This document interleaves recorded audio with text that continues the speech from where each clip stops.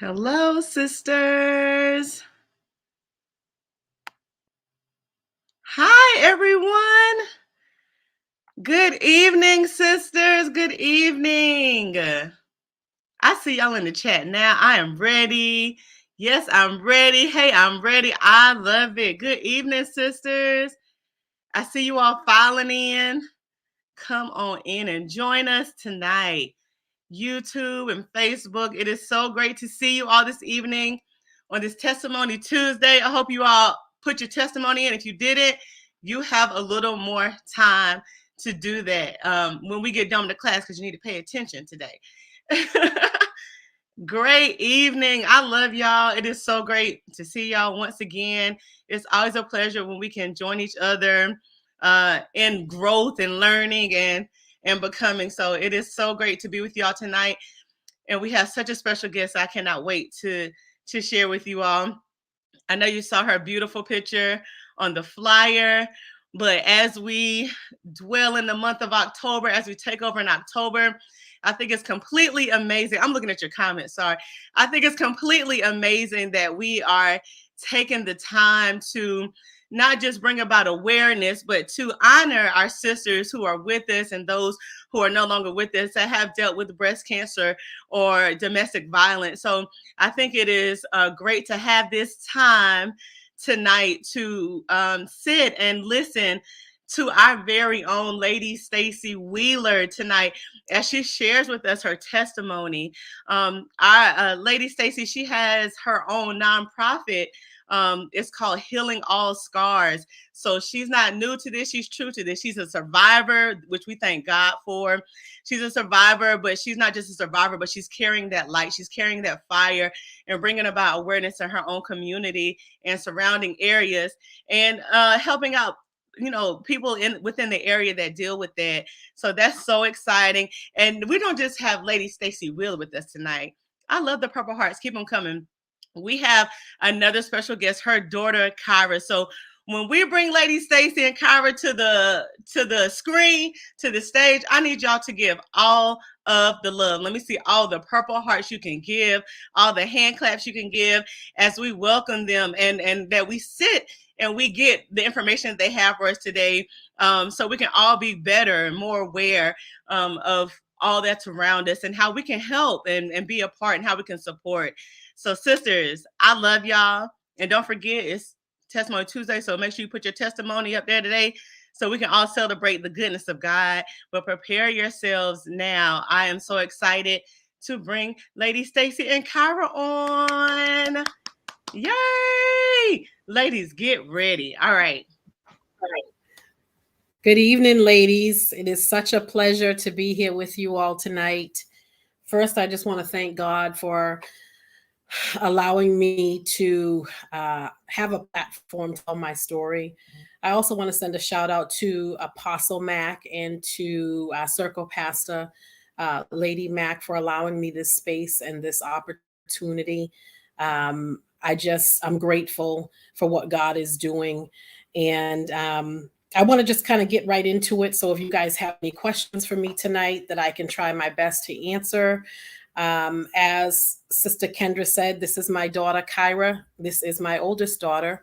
I do have two girls, and Kyra, being a little older, does remember a lot of things that we went through and that we suffered through. So I thought it was a great idea for her to be with me on tonight. And we just want to share a little bit of our story with you all. A couple of things that I did want to bring up first was what domestic violence actually is. Domestic violence is aggressive and violent behavior within a home, or usually between a spouse or an intimate partner. It's not only hitting, but it is also verbal abuse, thinking that you have control over people. So that's what domestic violence is. And that's what we want to talk about a little bit on tonight. And I did actually bring up a couple of examples by some states just to throw out at you so you know how serious that this actually is. And I'm going to start with the state of North Carolina first. As I was looking up some numbers, it shows me that the state of North Carolina, their domestic violence rate is 43.9% men against women and 19.3% women against men. In the state of Massachusetts right now, and these numbers are for 2021, for men against women in Massachusetts, it is 33.9%, and women against men in Massachusetts is 31.7%. And the highest state in the country for domestic violence right now is the state of Kentucky. And that is 33.5% men against women and 45.3% women against men. So usually when you hear about domestic violence, you usually hear about men um, battering or abusing women, but women abuse men pretty much as men abuse women. And I tell people all the time that um, when the abuse happens the first time, a lot of women or a lot of men think, oh, it's just this, it's just that. There's nothing major to this.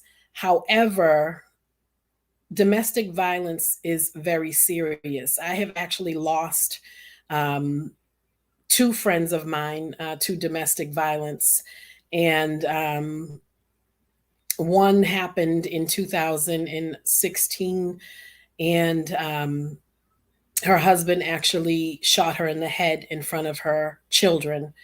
Um, and it's still it's very rough because it happened right here in the community. People are still grieving over this. There are a set of twin teenagers that no longer have a mom or a dad, because when he killed the mom, he committed suicide.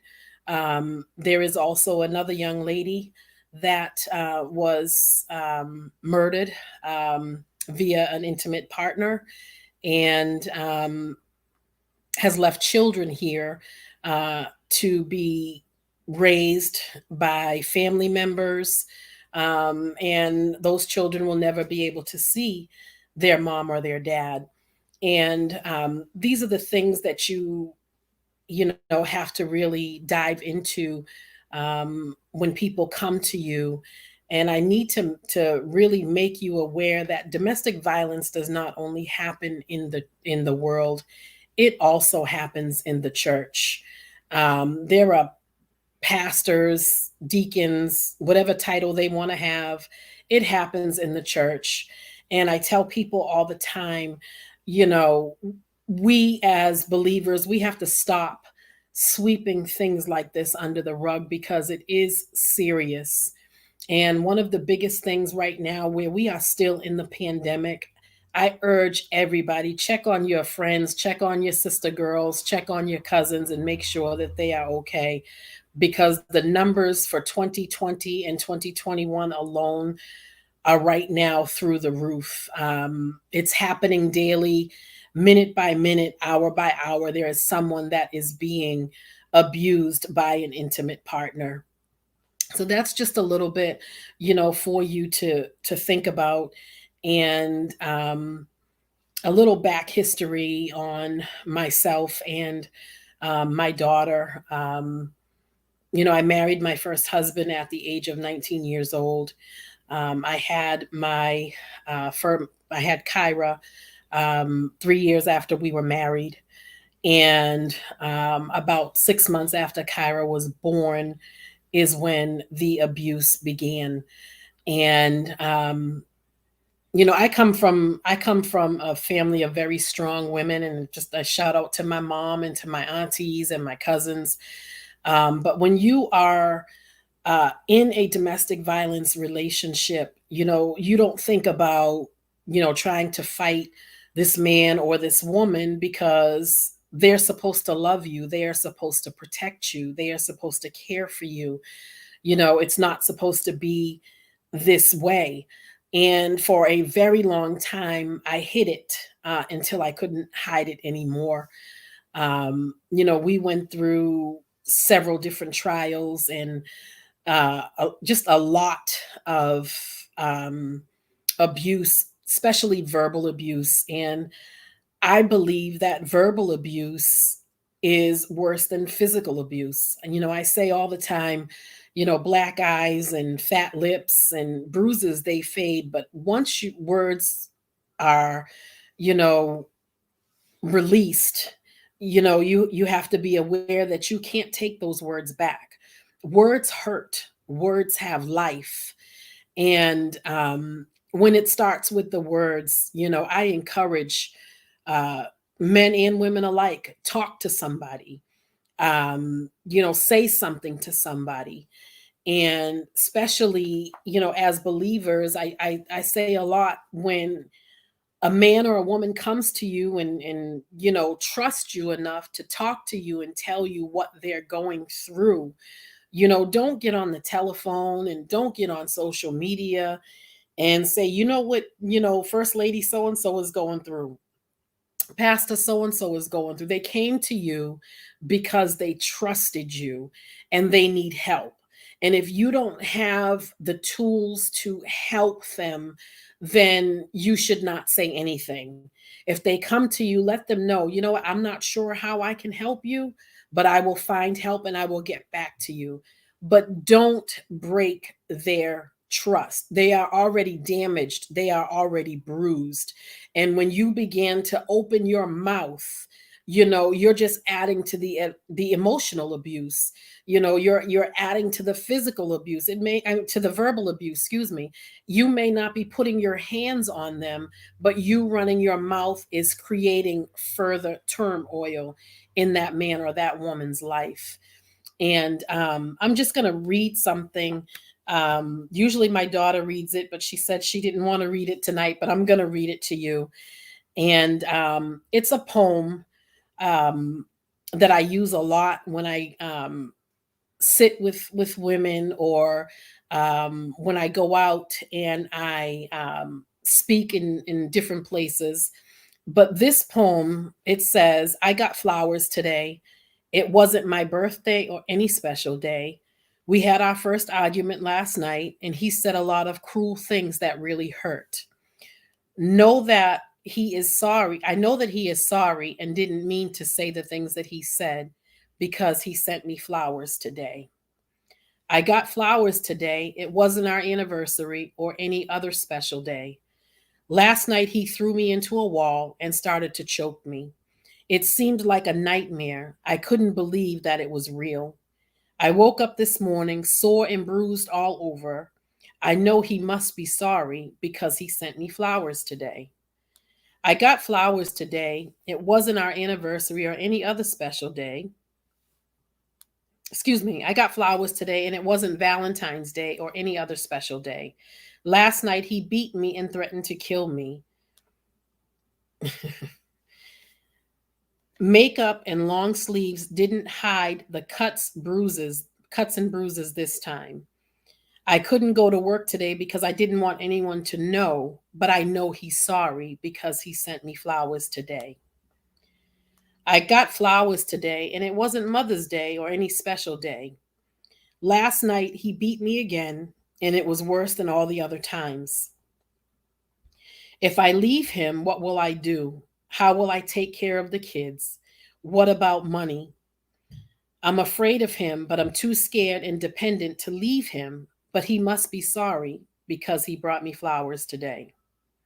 I got flowers today. Today was a special day. It was the day of my funeral. Last night he killed me.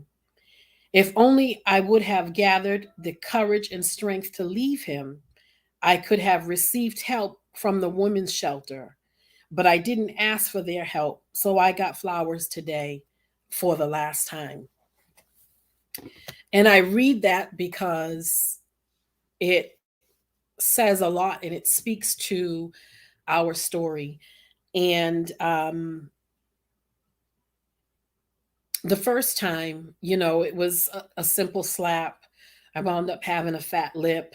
Um, like I said, I didn't think too much of it. I just thought that, uh, it was, we were new parents. This was just some things that, marriages and relationships go through.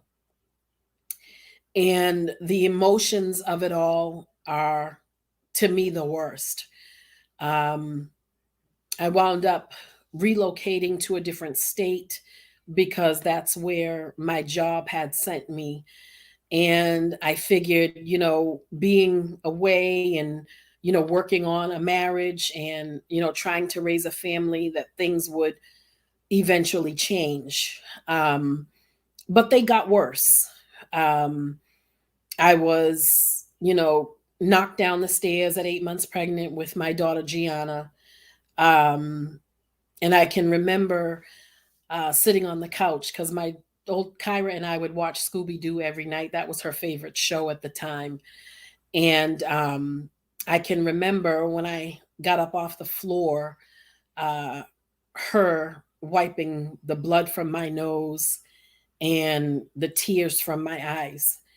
And I still, didn't reach out. I still didn't tell anybody.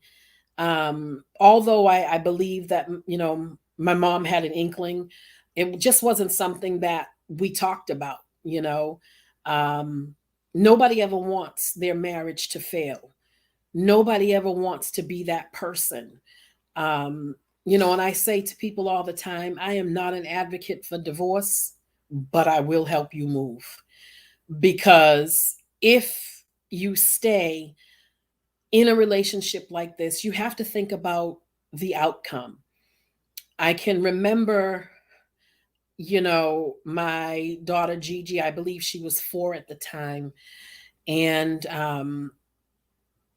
my ex husband and I had separated. And he did show up at my house. And when I opened the door, he punched me in the face and severed the nerves in my eye. And till this day, I have issues um, with my eye. Um, a lot of times I just see shadows. However, um, even at that point, I thought that somewhere, somehow, that this man still loved me. And um, after not being able to have surgery to fix my eye, and my daughters being petrified, um, that was it for me. I reached out to my parents, and um, my mom and my father came and got me, no questions asked. And you have to realize who is really in your corner. Um, for many, many years, I had nightmares of, him coming to my house to kill me. Um, he created havoc in 2 different households. I have one sister who we are extremely close. And there are times that she would call me in the middle of the night and say things like, get out of the house, he's going to kill you. Um, just bad dreams that she would have, or, things that she would think about before she went to bed at night. So for many, many, many years, we were tormented. Um, it was a long time. I put my children in counseling, and they would not talk. They did not want to talk. And in order for us to move from that place, we needed help. We had to reach out. And I actually got the courage and got myself into counseling. And I know, especially a lot of people of color, they always want to say, what happens in my house stays in my house. But let me tell you, if what is happening in your house is killing me, I need to go lay on somebody's couch. And we need to stop thinking that, you know, counseling is not for us. when it is. And about maybe 6 or 7 years ago, I went to a women's conference um, in Springfield, and the young lady that has this conference every year actually does not even know this, but I went with a friend of mine, and I decided, I've always been very private to myself, but I decided this night to let this speaker pray for me. And when she laid hands on me and she prayed for me, I can tell you from that day to this one was the last time that I have had a nightmare about this man killing me. I believe that God works in every situation. I believe that in his time, healing can happen, if we trust God. We have to have the faith, especially as believers. We have to have faith that God will bring us through. Um, I sat with my children um, a few years back, and I explained to them, you need to forgive, your father for what he's done. I have never, ever, ever, badmouth my ex-husband to my children. That's not my job. It is not for me to sit up and, say X, Y, and Z. And I think that's where um, we get confused a lot. We have to realize that we're only making matters worse when we do things like that. But I sat with my kids and I told them, I said, I believe, with all my heart that my ex husband loves his children. However, they were hurt by what they saw. They went through by what they saw. They were devastated, seeing their mom bruised and beaten and things of that nature. But I thank God that I stand here today, that I am a survivor. And, my kids still struggle. My daughter, excuse me, my daughter still struggles. My daughter still has a hard time sleeping at night. And I believe that God is going to heal her and he is going to deliver her. I tell women and men that are involved in these relationships, when you have children, please, please, please pay attention to what you're doing, how you are hurting these children, because one of two things is going to happen. They're either going to become the abuser or they're going to become the abused. It's not only you that you're making decisions for, you're making decisions for your children, and they are the most important thing. You have to realize, and yes, it's very emotional. And I'm sitting here with my daughter and she's got tears in her eyes and it hurts, you know but I believe that God is going to help somebody. I am very transparent. um I spoke at City Hall two years ago, and I can remember one of the ladies saying to me, you don't look like what you've been through, and she began to share her story with me. And I just, like, my heart wrenched, because I thank God that I don't look like what I've been through. I bless God for bringing me through. I thank God for healing me and for covering me. However, there are still people out there that don't have the support, or the help that I had. I can now, um, not that it's ever funny, but a cousin of mine used to come to my house all the time and she would say, Becky, how come you don't have any steak knives? This man is going to kill you. And I would, later on, I thought about that. And I believed that that was his way of maybe protecting himself. Little things that I thought about as the years passed. I thought about how I was secluded away from my family, and, how I would want to go to family functions and not be able to go because maybe I had a black eye or I had a fat lip. things of that now I can sit and I can think about. But I thank God that, He's healed my heart.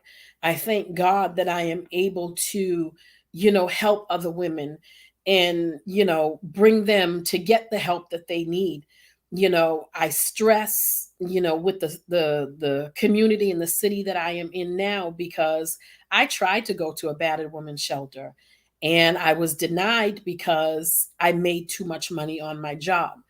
And I always said to them, because I have a job, I have to risk my life of potentially being killed and my kids growing up with no mother and no father. And things like that, even today, still make me angry, because there's always an income guideline for something, and there just should not be.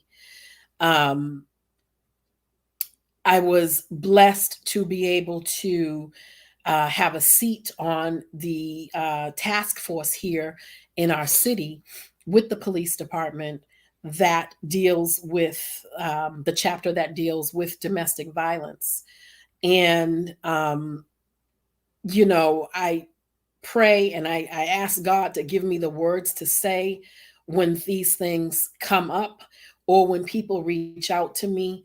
I had a young lady that reached out to my daughter a couple of months ago, and on Facebook, and all she said was, "I need your mom. I need your mom." And I said, give her my phone number. And when I spoke with the young lady, my heart just hurts, because again, there are children involved. They have to sit up and look at their mother with 145 staples from her face to the back of her skull. There are things like that I see. And I thank God that, you know, she had enough, common sense to at least reach out. She's not ready, to leave the abuser. She's not ready to leave the husband, and you can't force anybody. You know, my thing was, I didn't want to be a statistic. I did not want to be a single mother. I did not want to be a divorcee. So I dealt with a lot of things that I did not have to deal with. And I feel like I put my children through things that they necessarily didn't have to go through. Pride is an awful, awful, awful thing, and I figured I would make it through eventually. But pride got the best of me. And the day that I was able to say enough is enough, and I was able to walk out with my life and with my children, I'm grateful to God, because it could have went another way, you know. Um just being transparent, when you go through things of this nature, you think about, how you can take the life of that person. And when God told me it wasn't worth it wasn't worth it. But I must say to you all, whoever, anybody, everybody knows somebody that is involved in domestic violence. We all know somebody who has gone through, or maybe even is struggling with it right now. Please, please, please help them get some help. Help them. If you don't know how to help them, direct them to the domestic violence abuse hotline. you know they can help them, they can steer them in the right direction, in your communities, in your cities, your local police department, your local state office, your you know churches, maybe some pastors, some friends that you may know.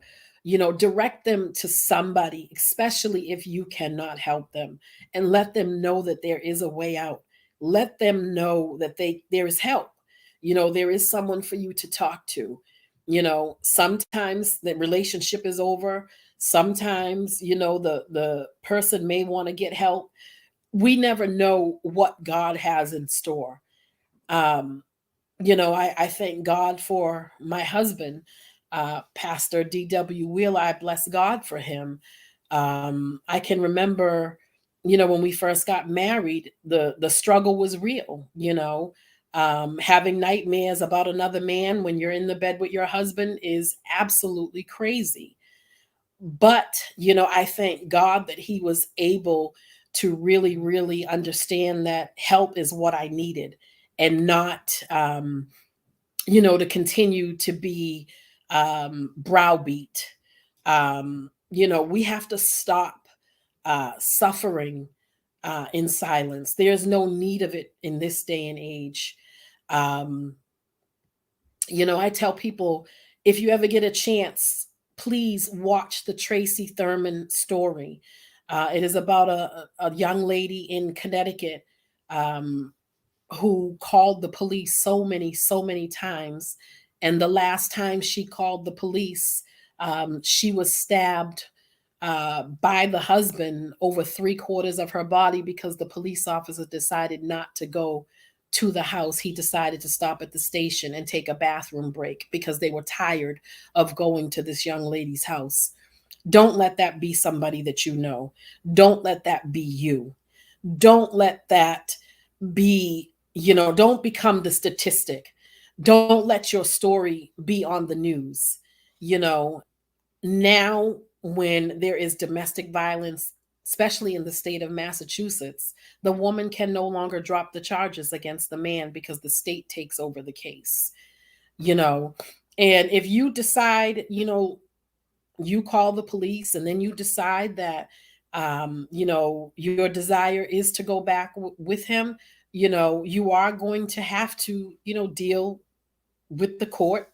You're going to have to, deal with what they tell you to do. But I ask, if this is you, I urge you, get the help that you need. Get the help that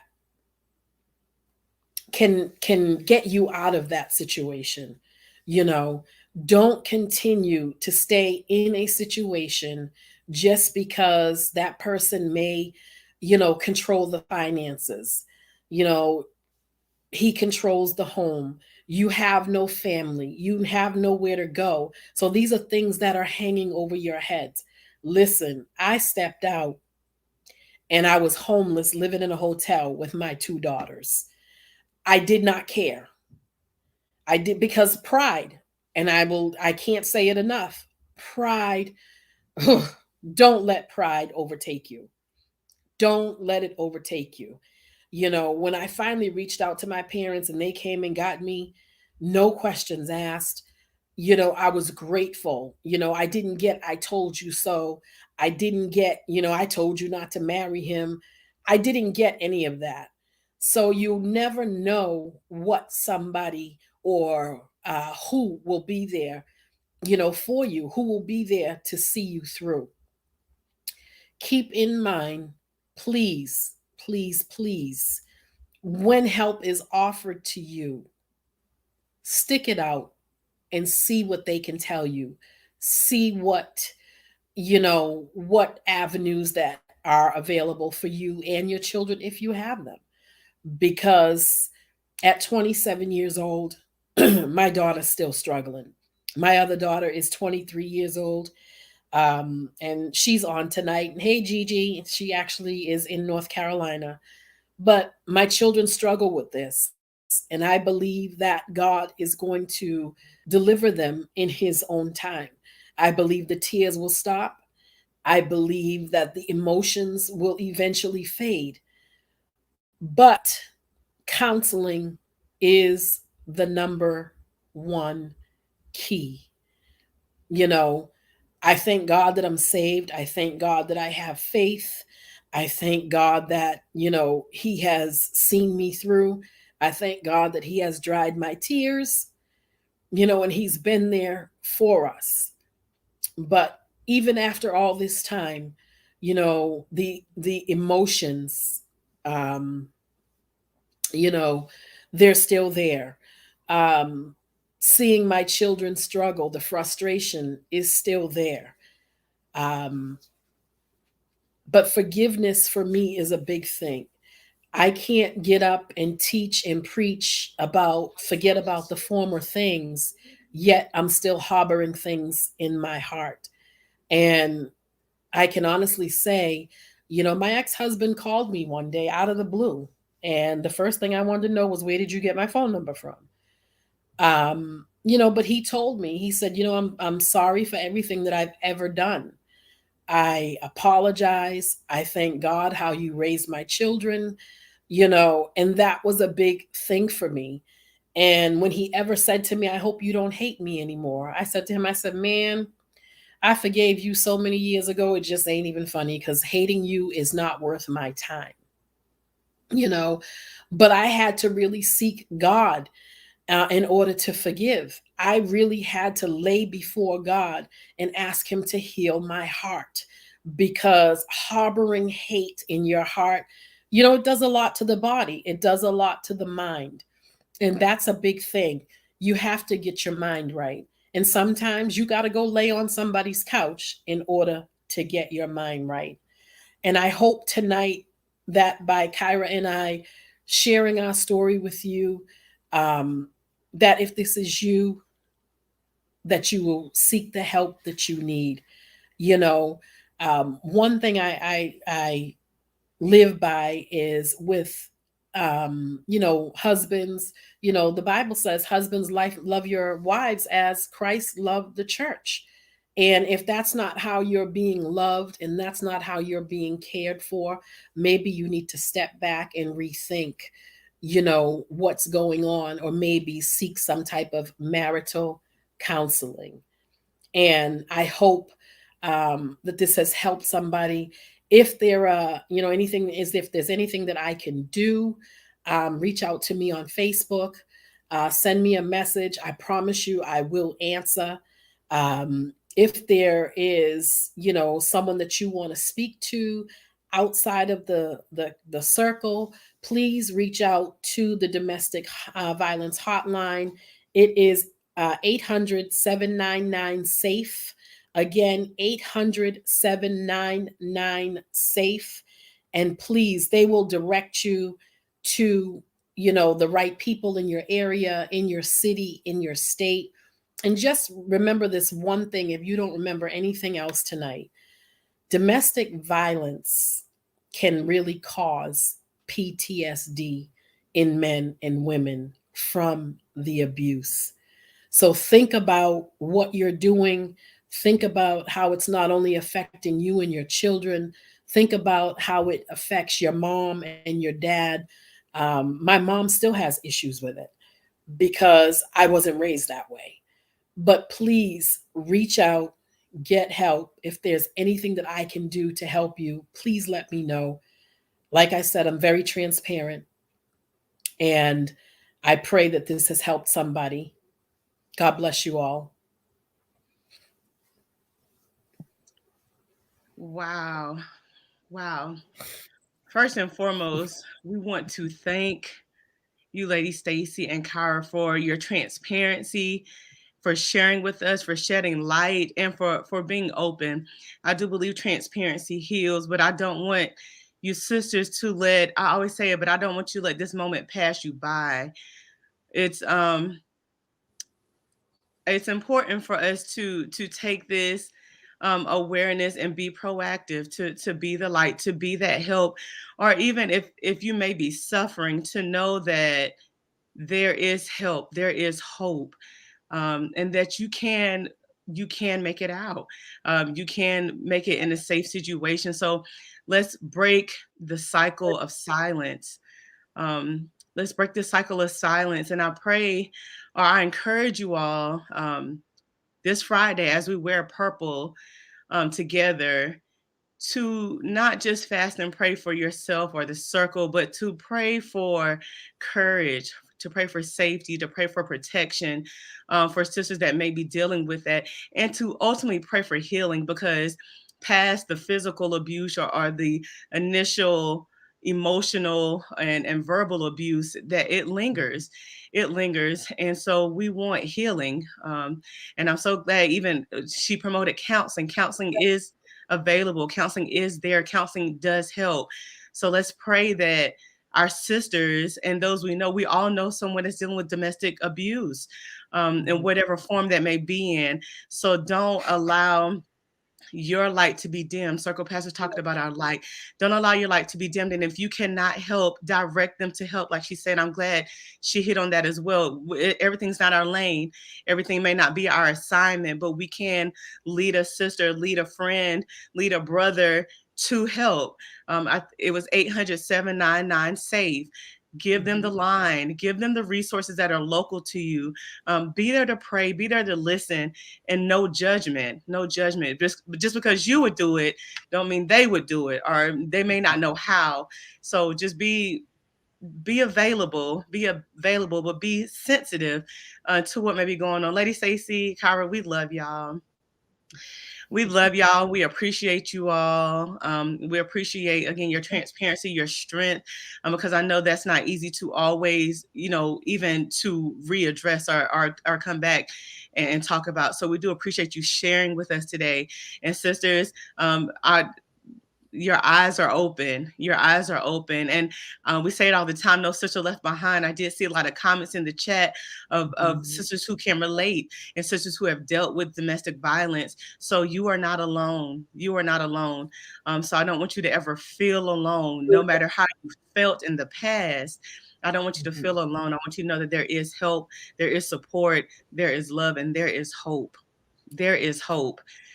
So this Friday, as we yield and we wear our purple to not only bring about awareness to domestic violence or domestic abuse, I want you all to pray and fast for those suffering and those who have lost and those who still deal with the trauma that had happened or that happened within that situation.